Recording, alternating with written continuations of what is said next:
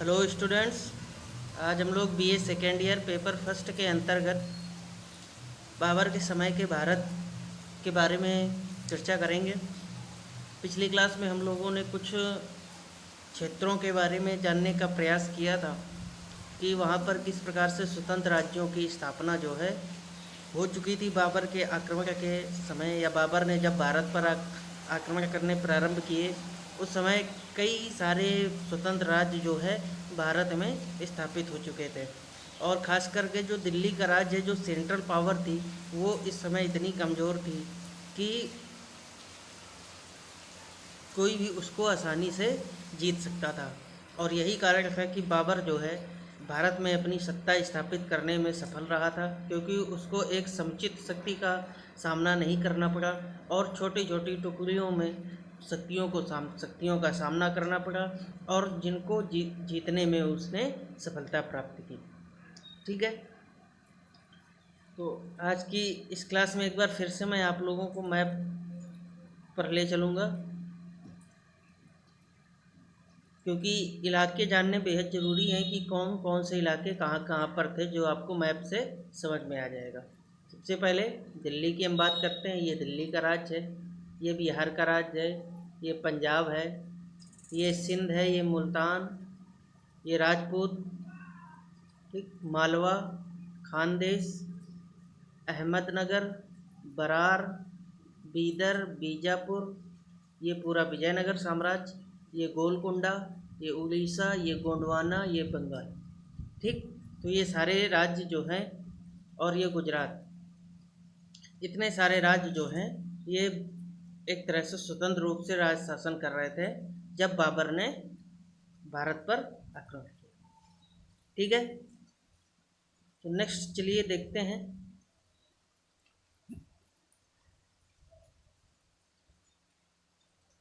बात करते हैं राजपूताना की।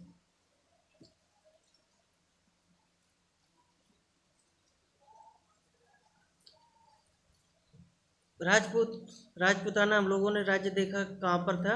दिल्ली के उत्तर पश्चिम दक्षिण पश्चिम क्षेत्र में लगभग राजपूतों का शासन था।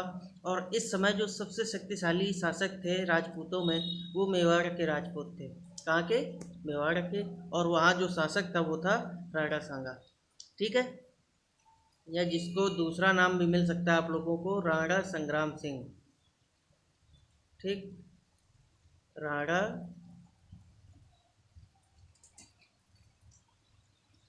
संग्राम सिंह।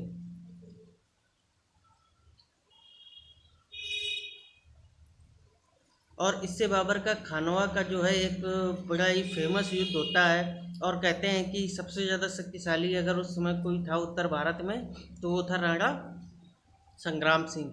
ठीक है, इसने कई सारे युद्ध किए थे अपने शासनकाल के दौरान, और इसने इब्राहिम लोदी को भी, जो दिल्ली का शासक था, उसको भी इसने परास्त किया था युद्ध में। ठीक है, तो राणा संग्राम सिंह एक बेहद शक्तिशाली शासक था, जो जिसका सामना करना पड़ा था बाबर को। और जो बाबर की विजय पानीपत में हुई थी, यानी इब्राहिम लोदी के खिलाफ, उसका जो उसको स्थायी बनाने के लिए राणा सांगा से युद्ध बेहद ज़रूरी था। और कारणवश, कुछ कारणों से राणा संग्राम सिंह उस युद्ध में पराजित होते हैं, और उसके बाद से बाबर की जो सत्ता है वो एक तरह से वो स्थापित हो जाती है, क्योंकि अब उससे बड़ा कोई शक्तिशाली शासक उसको चुनौती देने वाला बचा नहीं था। ठीक है, तो ये जब हम लोग डिस्कस करेंगे बाबर के बारे में, उस समय देखेंगे कि क्या कारण थे, क्यों राणा सांगा जो है परास्त हो गया था। ठीक है, तो वो सारी चीज़ें हम लोग उस समय देखेंगे। नेक्स्ट है खानदेश। खानदेश में क्या था? खानदेश 1388 में ये एक स्वतंत्र राज्य के रूप में अस्तित्व में आ गया था, यानी फिरोज शाह तुगलक के समय। और फारूकी ने इस वंश की स्थापना की थी, इसलिए इसको फारूकी वंश भी कहा जाता था। ठीक है, खानदेश और गुजरात दोनों के शासक एक दूसरे के शत्रु थे। ठीक है, आप देखिए दोनों पड़ोसी राज्य थे। ठीक है, चाणक्य ने बहुत प्राचीन काल में ही अपना मंडल सिद्धांत लिख दिया था जिसमें ये कहा था कि अपना पड़ोसी जो है क्या होता है, अपना शत्रु। ठीक है, तो लघुविषी मंडल सिद्धांत को अगर फॉलो करें तो यही यहाँ पर भी देखने को प्राप्त होता है। एक और खास बात कि खान दक्षिण में यदि प्रवेश करना था तो खान देश को जीतना मोस्ट इम्पॉर्टेंट हो जाता था, तो इसलिए खान देश को दक्षिण भारत का प्रवेश द्वार भी कहा जाता था। ठीक, खान देश जो है वो ताप्ती नदी के तट पर एक समृद्धशाली राज्य था। तो ये कुछ खान देश से संबंधित बातें थी। अब बात करते हैं मालवा। मालवा हम लोगों ने देखा था ना, आज का जो मध्य प्रदेश एक तरह से मान सकते हो, मध्य प्रदेश का एक काफ़ी बड़ा हिस्सा जो है मालवा राज्य के अंतर्गत आता था। ये भी जो है 1398 ईस्वी में स्वतंत्र हुआ था और इसकी जो घोषणा की थी वो की थी दिलावर खान गोरी ने। ठीक है, तैमूर के आक्रमण के बाद की स्थिति का लाभ उठाकर उसने एक स्वतंत्र राज्य की स्थापना की थी। यानी कि तैमूर लंका आक्रमण कब हुआ? 1398 ईस्वी में हुआ था और उसके बाद जो है तैमूर ने बहुत ज़्यादा लूटपाट मचाई थी भारत में और बहुत चीज़ें उसने नष्ट भ्रष्ट कर दी थी। ठीक है, तो उसकी वजह से क्या हुआ कि सारी अव्यवस्था फैल गई, दिल्ली की सत्ता जो है वो भी कमज़ोर हो गई और उसी का फ़ायदा उठाया किसने? दिलावर खान लोधी ने। ठीक है, ये लोधी है और उसने मालवा में अपना एक स्वतंत्र राज्य जो है स्थापित किया।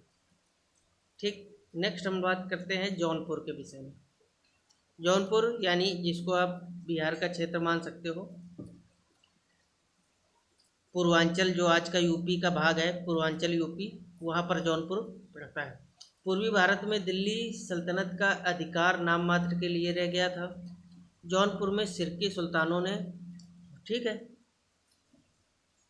हुसैन शाह सिरकी के द्वारा सिरकी मलिक सरवर, ठीक है, जो व्यक्ति था जिसने स्वतंत्र राज्य की स्थापना की थी उसका नाम था मलिक सरवर।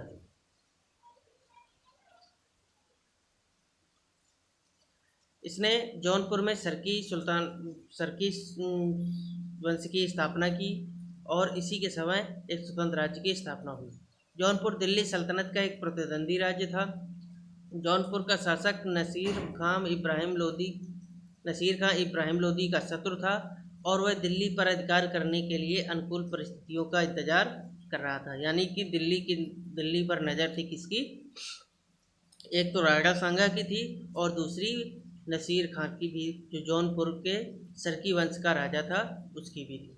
ठीक, अब बात करते हैं पूर्वी भारत की। पूर्वी भारत में आता है बिहार, बंगाल, उड़ीसा।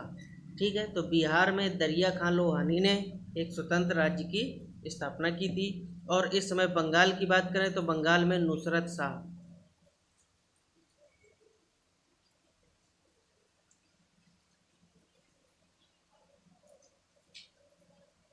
ठीक है, बंगाल में कौन? नुसरत शाह जो है वो स्वतंत्र रूप से शासन कर रहा था।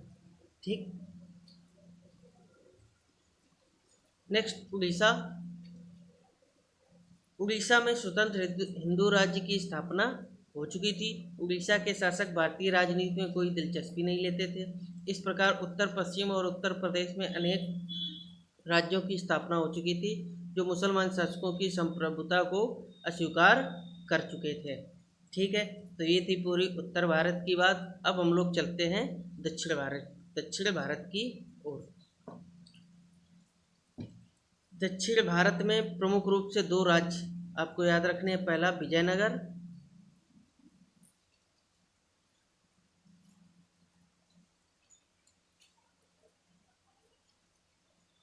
और दूसरा बहमनी। ठीक है, विजयनगर और बहमनी साम्राज्य मैप में हम लोगों ने दिखाया था। उसमें आप लोगों ने बरार, गोलकुंडा, अहमदनगर, बीदर, ठीक है, बीजापुर, ये कई सारे राज्य देखे होंगे। तो ये बहमनी साम्राज्य विकसित होकर के 5 भागों में बढ़ जाता है। तो इस प्रकार से वो 5 राज्य जो है स्थापित हो जाते हैं। ठीक है, खैर अभी हम लोग वो 5 राज्य क्या क्या नाम थे, उन पर कौन कौन से वंश शासन करते थे, वो सभी चीज़ें डिस्कस करेंगे। उत्तर भारत की तरह दक्षिण भारत के राज्य भी आपसी संघर्ष के शिकार बन चुके थे। दक्षिण भारत में दो अलग साम्राज्य की स्थापना हुई थी, एक बैबनी साम्राज्य और दूसरा विजयनगर साम्राज्य। ठीक है, बैबनी साम्राज्य की स्थापना 1347 ईस्वी में हुई। ठीक है, जो कि किसके समय हुई? मोहम्मद बिन तुगलक के समय। शुरुआत में बैबनी साम्राज्य दक्षिण भारत का एक प्रमुख राज्य था। 1481 में महमूद गवा की मृत्यु के बाद बैबनी साम्राज्य की हालत पतली हो गई। विजयनगर के हिंदू शासकों के निरंतर प्रहार से बैबनी शक्ति जो है छीड़ हो गई और विशाल साम्राज्य विघटित होकर 5 भागों में बट गया था। ठीक है, तो 5 भाग कौन कौन से थे? पहला, बरार में इमाद शाही राजवंश जो है शासन कर रहा था। ठीक है, अब इसको याद रखने की ट्रिक भी बताते हैं हम आपको। जैसे बरार से आपको क्या दिमाग में आया? दरार। ठीक है, इमाद से दमाद, ये 2 वर्ड आपको बनाने हैं। ठीक है, अब जब क्या होता है कि किसी लड़के के ससुराल पक्ष में अगर यदि दरार पड़ गई तो उसमें क्या होता है कि कहते हैं कि दामाद, सास, ससुर सभी को जेल पूछा देते हैं, है ना। इस तरह के बहुत सारे केस आपने सुने होंगे। तो दामाद की वजह से क्या पड़ गई? दरार पड़ गई। तो इस तरह से दरार से बरार और दामाद से इमाद। ठीक है, तो याद रहेगा आपको कि बरार में किस वंश की स्थापना हुई थी? तो बरार में इमाद शाही वंश की स्थापना हुई। ठीक है, इस तरह से याद रखने का प्रयास करिएगा, क्योंकि ये पांचों जो है कन्फ्यूजिंग बहुत होते हैं। आपको आगे अभी बता दूंगा, याद रहेंगे। कुछ दिन बाद, 2 दिन बाद आपको फिर से कन्फ्यूजन हो जाएगा। ठीक है, इसी तरह अहमदनगर की बात करें तो अहमदनगर का था निजाम शाही वंश। ठीक है, बीजापुर की बात करें तो बीजापुर की आदिल शाही वंश। ठीक, अब गोलकुंडा की बात करें तो गोलकुंडा का कुतुब शाही वंश। गोलकुंडा को याद रखने की ट्रिक बताते हैं आपको। कुतुब से आप क्या है? कुतुब मीनार। कुतुब मीनार के बारे में सब जानते होंगे। कुतुब मीनार किस तरह की बनी है? इस तरह से गोलाकार एक स्तंभ है। ठीक है, तो गोलाकार स्तंभ है तो मतलब गोलकुंडा। ठीक है, कुतुब मीनार कैसा स्तंभ है? गोलाकार एक स्तंभ है, तो वो क्या हो गया? गोलाकार से गोलकुंडा, कुतुब मीनार से कुतुबशाही। ठीक, इस तरह से। और बीदर से बरीद, तो ये आपको कुछ नहीं करना है, सीधा से समझ में आ जाएगा कि बीदर से बरीद। ठीक, तो इस प्रकार ये 5 वंश थे। आपको 2 याद रखने हैं, अहमदनगर और बीजापुर। ठीक, अहमदनगर में निजाम शाही, बीजापुर में आदिल शाही।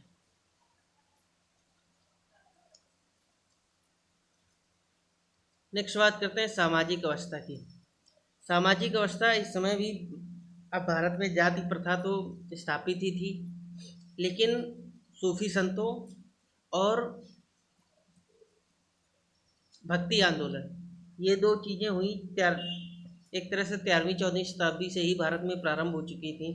ठीक है, तो इनकी वजहों से थोड़ी सी सहिष्णुता जो है वो भारत में स्थापित हो चुकी थी। यानी कि जो आपस में पहले प्रारंभ में असहिष्णु थे, आपस में झगड़ते रहते थे, सदियों तक साथ रहने के कारण धार्मिक कट्टरता का स्थान धार्मिक सहिष्णुता ने ले लिया था। हिंदू मुस्लिम एकता के लिए सूफियों, दार्शनिकों, संतों और फकीरों ने, यानी कि खासकर जो सूफी आंदोलन चला और भक्ति आंदोलन चला, उसकी वजह से भक्ति आंदोलन के प्रमुख कौन थे? कबीर, नानक, रामानंद। ठीक है, बहुत सारे लोग थे। इन लोगों की वजह से हिंदू और मुसलमानों के बीच भिन्नता की खाई जो है पटनी प्रारंभ हो चुकी थी। तो समाज में कुछ थोड़ा बहुत सामंजस्य जो है वो स्थापित हो चुका था। ठीक है, नेक्स्ट हम लोग बात करते हैं आर्थिक अवस्था की।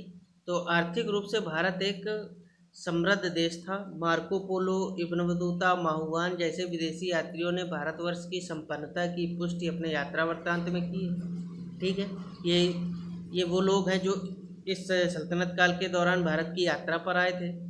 बंगाल, गुजरात, मेवाड़ समृद्धशाली क्षेत्र थे।